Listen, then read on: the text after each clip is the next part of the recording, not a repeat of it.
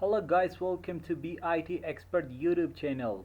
Today we are going to discuss about the virtual LAN, virtual local area network. The topic we are discussing is what is VLAN, why we use the VLAN, how VLAN works, and we will discuss about types of the VLANs and why is VLAN, trunking ports, configuration of the VLANs, and how we can configure trunks the VLAN. Please subscribe the channel and follow my videos. Comment your opinion, comment your question. Let's start with one example. At this example, I have created a topology for our network. You assume you're working on a company and that have many departments, like 3 departments. In each department required separate network, and as you know, the switch interconnected many PC together, and the router will be route between the network.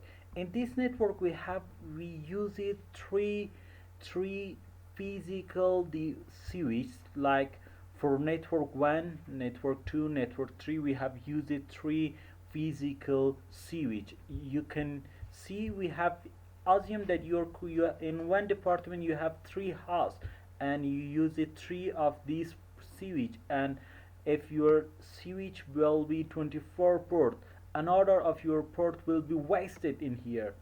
And the first usage of the VLAN is you can use VLAN for many network as you want.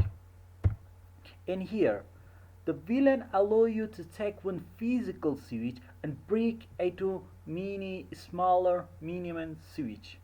Like in here we have VLAN 1, VLAN 2, VLAN 3. Each department is connected to a specific port, and those specific port at specific VLAN will be operate as mini switch for you.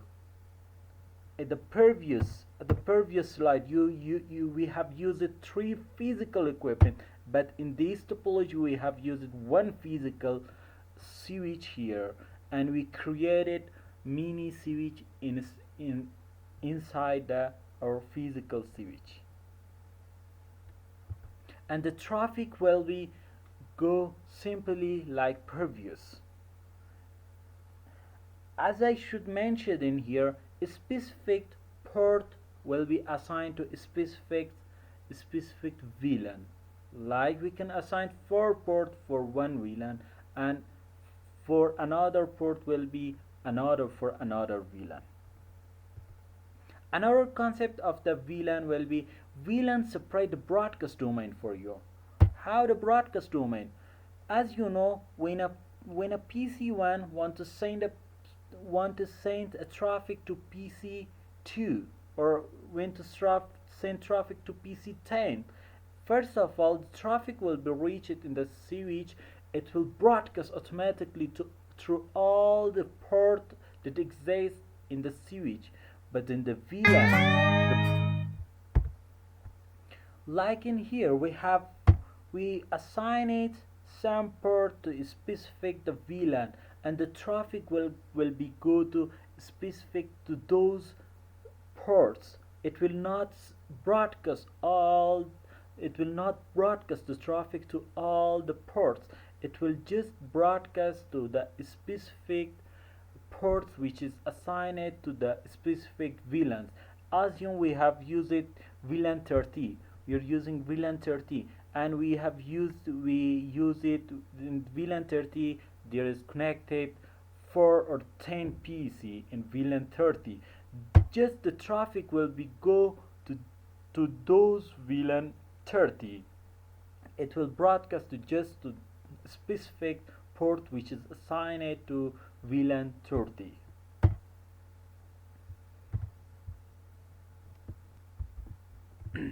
We'll go with another example. In here we have a user, we have a server, a broadcast domain user. When in this here, in their user VLAN, call it VLAN 10, and server VLAN we have assigned it VLAN 20. Just broadcasting the traffic inside of those VLAN which is those specific user is assigned. In VLAN 10 we have assigned just the user. When traffic of the user is coming, just broadcasting to those user, it will not broadcast to another VLAN. It means it will VLAN will separate the broadcast domain. Some feature of VLAN separating the broadcast domain: cost reduction. As I have mentioned in previous slide, we have used 3 physical switch, but in the second slide I have shown you we have used 1 physical switch. It will cost reduction, provide better security for us. Better security, it means we can control on our traffic, we can control on our usage on specific traffic and usage of a specific port for our network. Control the broadcast like ARP. As you know, every switch want to send a message. Example, PC1 wants to send a message to PC3, and he don't have its MAC address. He first broadcasts ARP to all the PC which is connected in this switch. It will control this traffic for you, and also provide hierarchical subnet mask. In here we can assign a specific subnet mask for our server. We can assign a specific subnet mask for our user. Like in here in here we can assign a specific subnet mask for our sales department. We can assign another network with subnet for our finance department, and also for our HR department.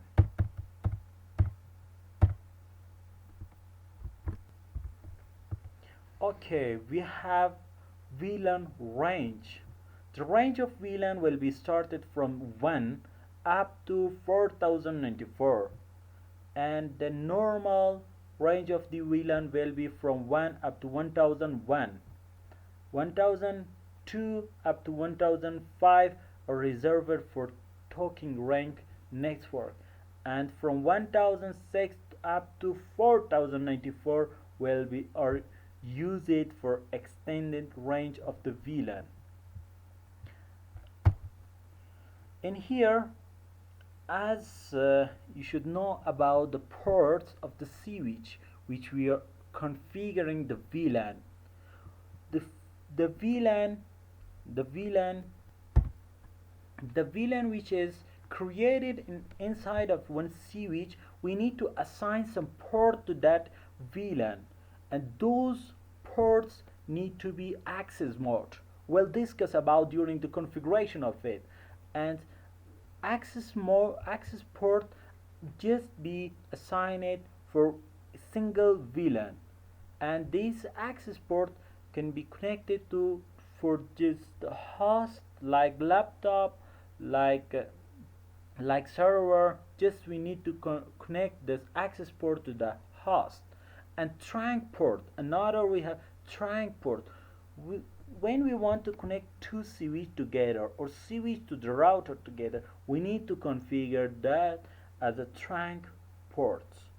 Trunk port will be used for carry multiple VLAN traffic. Example, in switch 1 we have 5 VLAN. We want to carry the 5 VLAN traffic to the one router or another switch. We need to use trunk port. We'll discuss about the trunk port later also. We have type of VLAN. VLAN types are defined by the type of the traffic they support. We have data VLAN, configured to carry only user-generated traffic. Ensure the device and the management traffic is separated from data VLAN.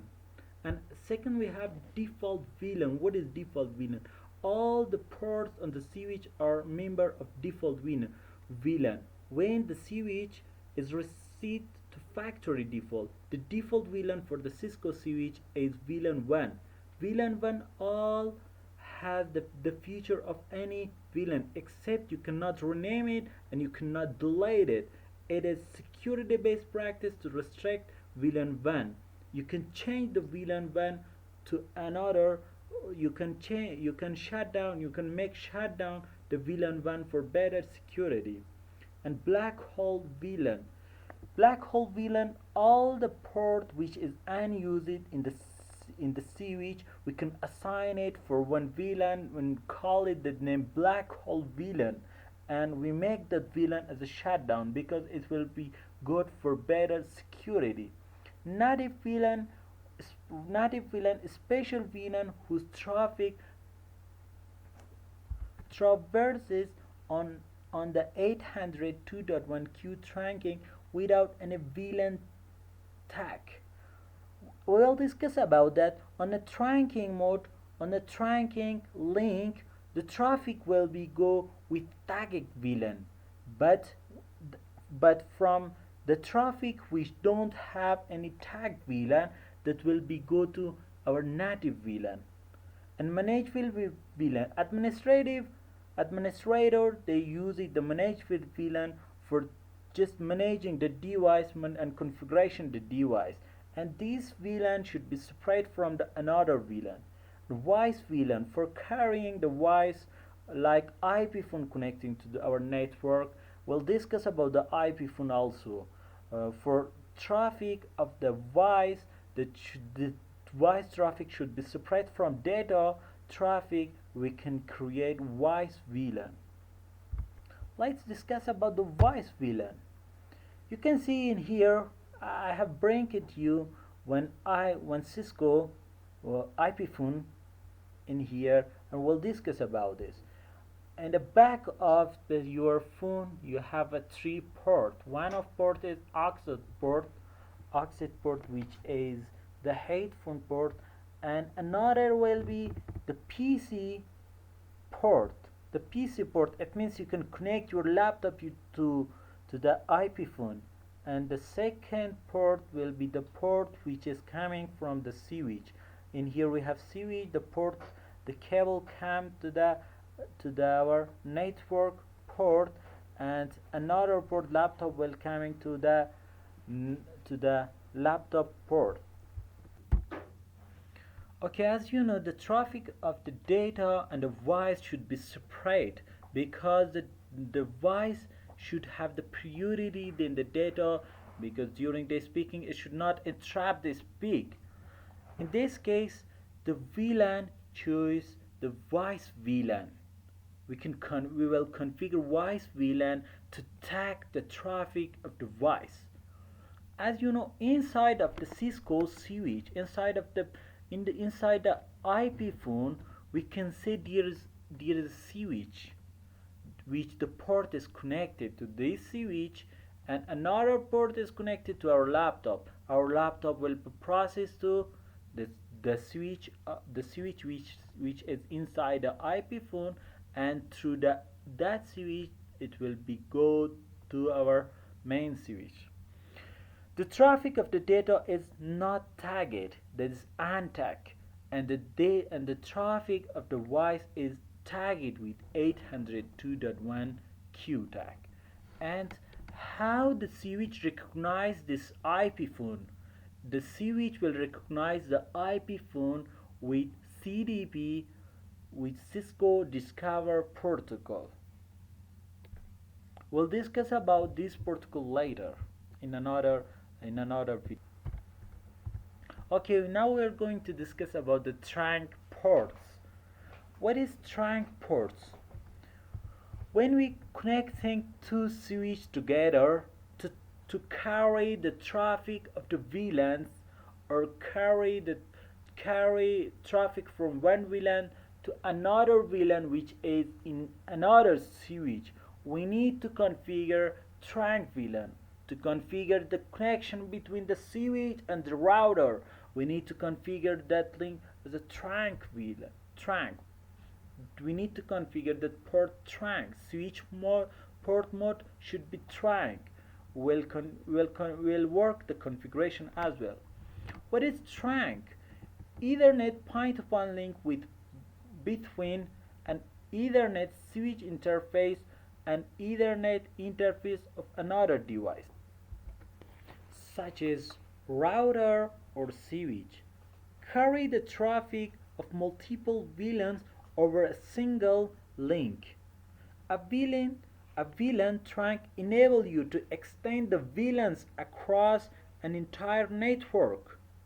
And also a VLAN trunk does not belong to a specific VLAN. Instead, it serves as a conduit for VLANs between the switches. Using IEEE 802.1q frame tagging. When a frame is placed on a trunk link, information about the VLAN it belongs to must be added to the frame. It's completed by using IEEE 801q frame tagging. When a switch receives a frame on the port configured as access mode, it destinates for a remote device all to a trunk link. The switch takes a part of the frame and insert a VLAN tag. A VLAN tag field consists of 16 bits type field, which call it either type field. When you want to configure trunk port, the trunk need to be configured on both sides of the switch, and it should negotiate between each other. The first we need to enable, we can configure the DTP, dynamic trunking protocol, in the Cisco switch to automatically or manually it should negotiate between each other to carry the traffic, or the mode should be become trunking mode. In the first side, in the first switch, or the switch which is switch port mode is dynamic O2. In another side, if it be dynamical switch port mode, dynamical desirable, or switch port mode, switch port mode trunk, the connection will become trunk. And if one side of the switch will be switch port mode dynamical auto, and another side of the switch in another switch should be dynamical auto or switch port mode access, the port, the connection or the link will not become trunk, the link will become access. Then it cannot carry the traffic of your VLAN. If one side of your network, it means first switch you configure switch port mode dynamical desirable, another be switch port mode trunk or dynamic desirable or dynamical auto, the connection will be trunk. If one side of your network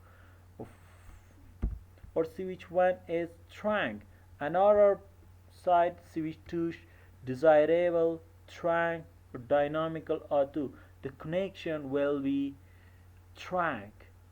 Assume if one side be access and another side be trunk, again it will not support, it's not. If one switch is configured as access and another switch mode be access, it's become access. If one side be access, another be dynamical auto, it's become also access. If one side be access, another be dynamical desirable, again it become access. Thank you so much for watching this video. Please comment your opinion, comment your question. If you have any kind of question, you could comment in the below, and follow my channel. Please subscribe my channel to encourage me to create a best video for you. For the second video, I will create a good topology and configuring all the information we have studied in this tutorial. We'll continue. Kindly comment your opinion, comment to help me with your comment, your question. Thank you so much. Please subscribe the channel. and follow my videos.